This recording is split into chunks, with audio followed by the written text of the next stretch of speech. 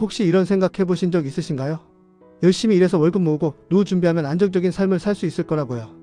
하지만 2025년 1월 8일 세계에서 가장 부자인 일론 머스크가 한 팟캐스트에서 충격적인 발언을 했습니다. 개인의 노후 저축이라는 개념 자체가 곧 무의미해질 것이다. 이게 무슨 말일까요? 지금까지 우리가 믿어왔던 모든 것, 월급 모으고 예금하고 연금 준비하는 것들이 전부 쓸모 없어진다는 뜻입니다. 더 충격적인 건 이미 전 세계 부자들은 이 사실을 알고 있고 지금 이 순간에도 미친 듯이 움직이고 있다는 겁니다. 네, 정답부터 말씀드리겠습니다. 2026년 지금 당신의 돈은 녹고 있습니다. 그리고 당신이 이 흐름을 이해하지 못하면 평생 가난에서 벗어날 수 없습니다. 자, 그렇다면 첫 번째 질문을 던져보겠습니다. 도대체 무슨 일이 벌어지고 있는 걸까요? 일론 머스크가 말한 핵심은 이겁니다. AI 시대에는 노동의 가치가 사라진다. 한번 상상해보세요. 지금 여러분이 하는 일을 AI가 대신한다면 어떻게 될까요? 보고서 작성 AI가 1분 만에 완성합니다.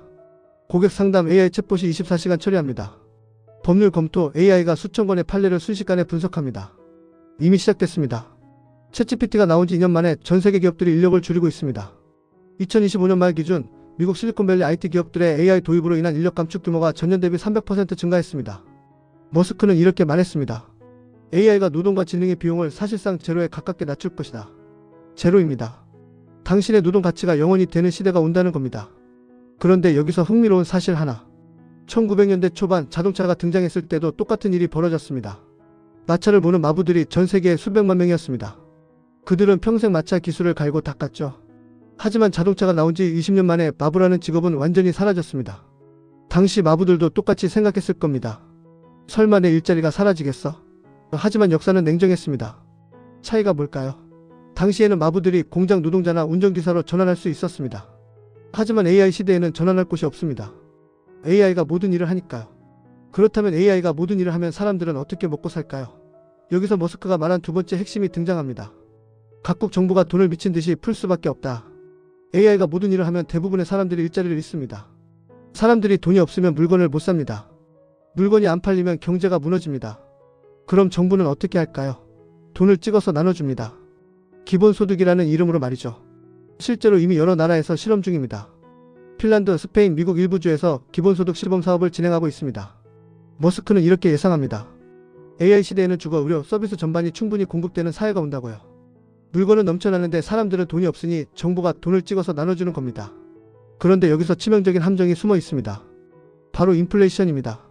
정부가 돈을 찍어서 풀면 어떻게 될까요? 돈의 가치가 떨어집니다.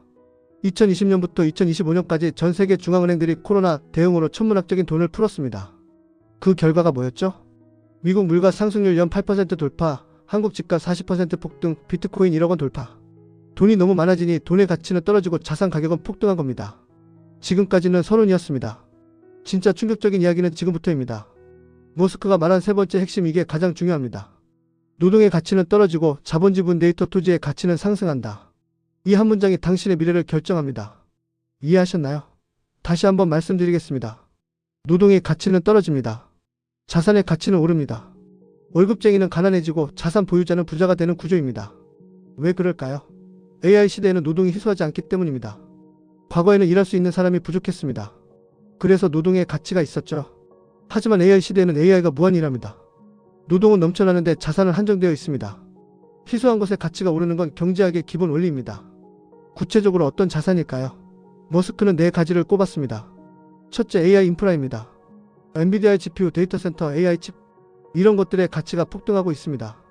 실제로 엔비디아 주가는 2023년부터 2025년까지 10배 올랐습니다. AI 시대 석유가 바로 GPU인 겁니다. 둘째, 데이터입니다. AI는 데이터를 먹고 자랍니다. 데이터를 많이 가진 기업이 AI 시대의 승자가 됩니다. 구글, 메타, 아마존. 이들이 왜 강한가요? 수십억 명의 사용자 데이터를 가지고 있기 때문입니다. 셋째, 기업 지분입니다. AI 시대에도 살아남을 기업의 주식, 특히 AI를 만드는 기업, AI를 잘 활용하는 기업의 가치가 천정부지로 오를 겁니다. 넷째, 토지입니다. 땅은 절대 늘어나지 않습니다. 정부가 돈을 풀수록 부동산 가격은 오를 수밖에 없습니다. 결국 머스크가 말하는 건 명확합니다. 무엇을 소유하고 있느냐가 삶의 결과를 가른다. 월급이 아니라 자산입니다. 노동이 아니라 소유입니다. 그렇다면 지금 부자들은 뭘 하고 있을까요?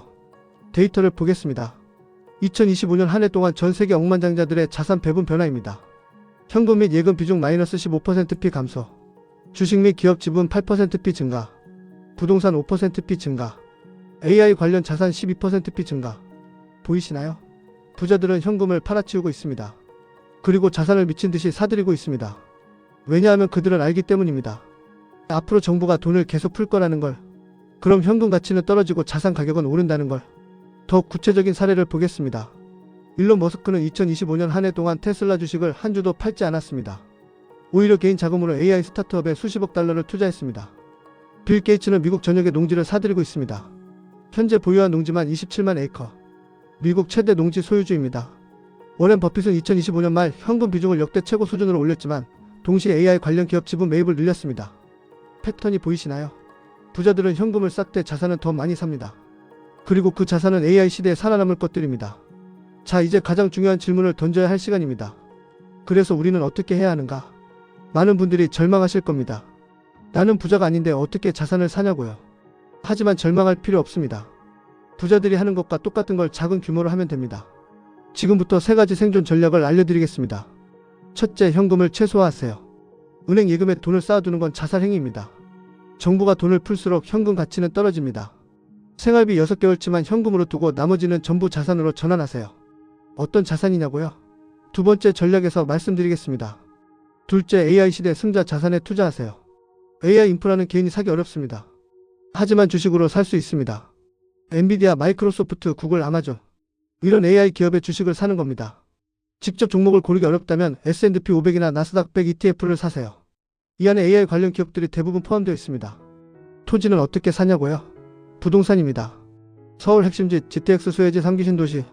공급이 부족한 곳에 부동산을 사세요. 집값이 비싸서 못 산다고요?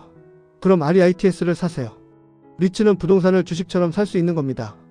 중요한 건 무조건 자산을 보유해야 한다는 겁니다. 현금으로 들고 있으면 녹아내립니다. 셋째, 소득 구조를 바꾸세요. 월급에만 의존하는 구조는 AI 시대에 가장 위험합니다. AI가 당신의 일을 대체하는 순간 소득이 0이 됩니다. 그렇다면 어떻게 해야 할까요? 자산에서 나오는 소득을 만들어야 합니다. 주식 배당, 부동산 임대료, ETF 분배금. 이런 것들이 자산 소득입니다. 처음부터 큰 금액을 기대하지 마세요. 월 10만원이라도 좋습니다.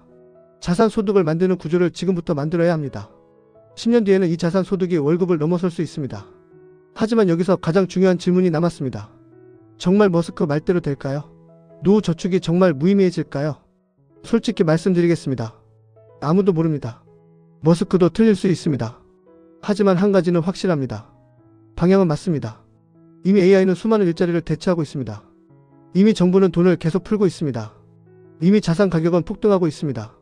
이건 예측이 아니라 현실입니다. 그렇다면 우리는 두 가지 선택지가 있습니다. 하나는 머스크가 틀리길 바라면서 지금처럼 월급 모으고 예금하고 살아가는 겁니다. 다른 하나는 머스크가 맞다고 가정하고 지금부터 준비하는 겁니다. 어떤 선택이 현명할까요? 만약 머스크가 틀렸다면 어떻게 될까요? 당신은 주식과 부동산을 가지고 있을 겁니다. 손해는 아닙니다. 하지만 머스크가 맞는데 당신이 준비하지 않았다면 어떻게 될까요? 당신의 월급과 예금은 휴지 조각이 됩니다. 결론은 명확합니다.